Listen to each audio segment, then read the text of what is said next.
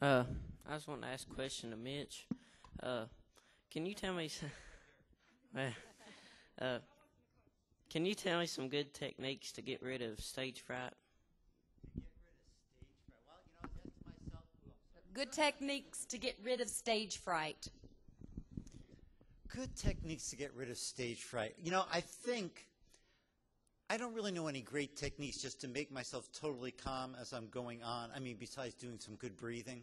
But again, I really think mostly getting rid of stage fright is from just doing things over and over again. I mean, I don't, it's very hard to just suddenly come up in front of a huge audience the first time and feel, I mean, I don't think this group would say they all felt at peace right away.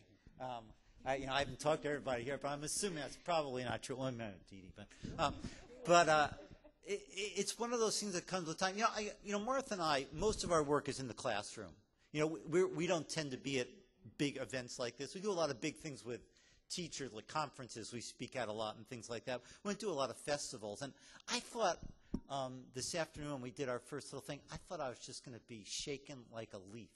I was really worrying about it for quite a bit, but when I got up there, I just wasn't nervous. You have to have faith in what you're doing and feel good about it, but I still think it's not going to happen unless you do it over and over and over again. And some people, some of the greatest performers, are still nervous when they perform. I mean, it may not look like it, but inside they're still quite nervous, but they're able to channel that energy when they tell their story, or whatever it is.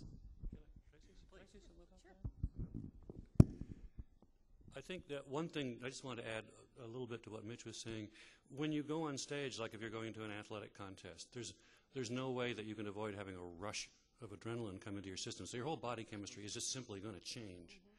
And you're going to get this sort of amped up feeling no matter what.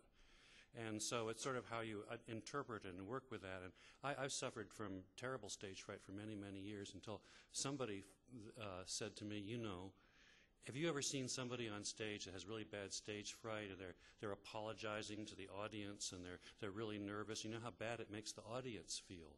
You've got to take care of the audience. Don't worry about it. Take care of the audience. Let them know they're welcome. Help them have a good time. If you forget something, say, hey, I forgot something. Just like it was your family sitting there. And if you're thinking of taking care of the audience and making them feel okay, the neat thing for me was I stopped thinking about myself. Because then I was trying to figure out how can I make the audience feel okay.